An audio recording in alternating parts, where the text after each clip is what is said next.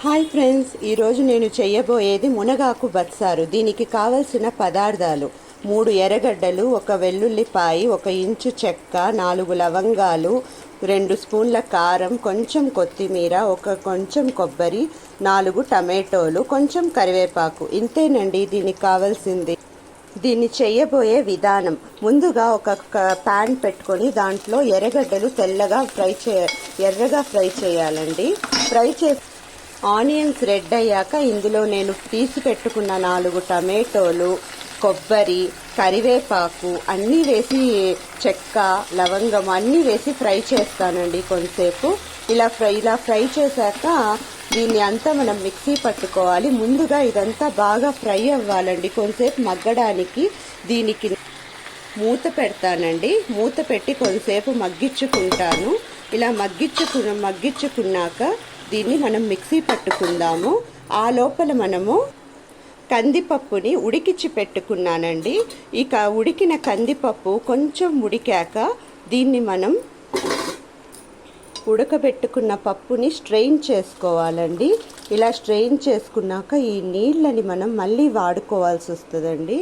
ఇలా స్ట్రెయిన్ చేసుకున్న తర్వాత ఈ పప్పుని మనం విడిగా పెట్టుకోవాలి. ఇలా స్ట్రెయిన్ చేసుకొని పప్పుని పక్కన పెట్టుకున్నాక ఆ నీళ్ళలోనే క్లీన్గా కడిగి పెట్టుకున్న మునగాకుని ఈ పప్పు నీళ్ళలోనే వేసి ఒక్క విజిల్ వచ్చేదాకా ఉడకబెట్టాలండి. ఎందుకంటే ఇది ఉడికితేనే అండి టేస్ట్. దీంట్లో ఉండే ఐరన్ అంతా ఆ నీళ్ళల్లో పోయి ఎవరైనా పిల్లలు తినకుండా మునగాకంటే ఇష్టపడని వాళ్ళు చాలామంది ఉంటారండి. ఇలా ఒక్కసారి ట్రై చేసి చూడండి. దీన్ని ఒక్క విజిల్ కోసం జస్ట్ అలా ఉడకబెట్టుకుందాం అంతే. ఇలా ఉడకబెట్టుకున్నాక ఆ లోపల మన టమాటోలన్నీ క్లీన్గా ఉడికిపోయాయండి. ఇది క్లీన్గా ఇంకొంచెం ఉడకాలి. ఇలా ఉడికితే మనకు మిక్సీ వేసినప్పుడు ఈజీ అవుతుందండి. నేను వెల్లుల్లిపాయల రెక్కలు పైన తొక్కు కూడా తీయనండి, ఎందుకంటే అది ఉంటేనే టేస్ట్ వేరుగా ఉంటుంది. అందుకని నేను తీయను.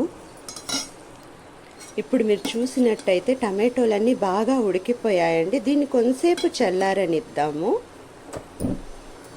చల్లగా అయ్యాక దీన్నంతా మిక్సీ పట్టుకోవాలండి. చూసారుగా, ఇలా మిక్సీలో యాడ్ చేసి మిక్సీ పట్టుకోవడానికి ఇవన్నీ ఫస్ట్ నేను యాడ్ చేస్తున్నాను. ఇలా యాడ్ చేశాక మనం తీసి పెట్టుకున్న 2 స్పూన్ల మిరప్పొడి, కొంచెం కొత్తిమీర ఇది వేసి నేను ఇప్పుడు క్లీన్గా గ్రైండ్ చేసుకుంటానండి. చూసారండి, ఇది మెత్తగా మిక్సీ వేసుకున్నానండి అదే మసాలాని. తర్వాత ఈ మునగాకుని ఒక్క విజిల్ అంతే అండి. ఒక్క విజిల్ వచ్చాక దీన్ని ఆపేసి ఇలా పక్కకు పెట్టుకున్నాను. ఇప్పుడు నేనేం చేస్తానంటే ఇదే పప్పులోకి ఇదే స్ట్రైనర్లోకి వేసేస్తానండి.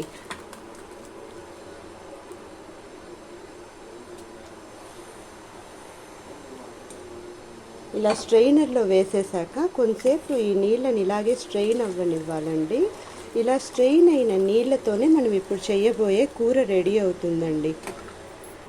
ఇంతకు మనం ఫ్రై చేసుకున్నాం కదండి, అదే ప్యాన్లో ఒక 2 స్పూన్ల ఆయిల్ వేసుకోవాలండి. కొంచెం ఆయిల్ వేసుకున్నాక ఈ ఆయిల్ వేడవ్వనిద్దామండి. ఆయిల్ వేడయ్యిందండి. ఆయిల్ వేడవ్వగానే ఇంట్లో కొంచెం ఆవాలు, ఈ ఆవాలు చిట్టపట్టనిద్దామండి. యాక్చువల్గా ఇందులో కరివేపాకు కూడా వేస్తారు. నేను పిల్లలు పక్కన తీసి పెట్టేస్తారని ఒకేసారి అది మిక్సీలో వేసి గ్రైండ్ చేసేస్తానండి. ఆవాలు చిట్టపట్ట అవ్వగానే ఇందులో మనం వేసి పెట్టుకున్న మసాలా వేసేయాలండి ఇమీడియట్గా. ఈ మసాలా వేసేసాక చూడండి, మసాలా ఇలా ఉడుకుతున్నప్పుడు ఇందులో మనం తీసి పెట్టుకున్న నీళ్లు, మనం ఉడకబెట్టి పెట్టుకున్నాం కదండి పప్పు, మునగాకు నీళ్ళు ఉంటాయి కదండి, అది ఇందులో వేసి మిక్సీని క్లీన్గా ఒక రౌండ్ పట్టుకుంటే బాగుంటుంది. లేదంటే ఈ మిక్సీ నీట్గా క్లీన్ చేసి ఇలా ఈ నీళ్ళని వేసుకోవాలండి. ఇలా నీళ్లు వేసుకున్నాక దీన్ని కొంచెంసేపు ఇలా ఉడకనిద్దాం. కావాలంటే మనం ఇంకొంచెం నీళ్లు కూడా యాడ్ చేసుకోవచ్చండి. నేను ఇలా మిగిలిన నీళ్లు కూడా ఇందులో వేసుకుంటున్నానండి. ఇలా వేసుకున్నాక ఇందులో మనకు కావాల్సినంత ఉప్పు, మనం ఎంత తింటామో తెలియదు కదండి, కావాల్సినంత ఉప్పు వేసేసాక దీన్ని కొంచెంసేపు ఉడకనివ్వాలండి. దీన్ని ఇలా ఉడకబెట్టుకోవడానికి వదిలేసిన తర్వాత మనం చేయవలసింది, ఇది పప్పు మనం మునగాకు ఉడకబెట్టుకున్నాం కదండి, దీనికోసం మనం ఒక చిన్న మసాలా వేసుకుందామండి. ఈ మిక్సీ జార్లో తెల్ల ఉల్లిపాయ అండి, ఒకటి లేదా చిన్నదైతే 2, పెద్దదైతే 1 వేసుకున్నాక ఇందులో 2 టేబుల్ స్పూన్ల కారం వేసుకోవాలండి.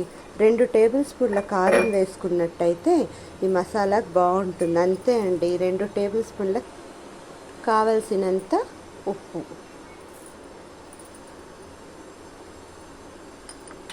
దీన్ని ఒక రౌండ్ వేసుకున్నామండి. ఒక ప్యాన్ పెట్టుకొని అందులో 2 టేబుల్ స్పూన్ల ఆయిల్ వేసుకోవాలండి. ఈ ఆయిల్ కొంచెం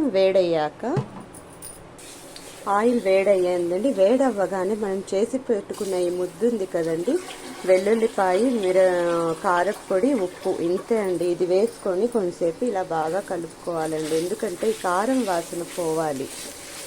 కొంచెం కలుపుకోవాలి దీన్ని.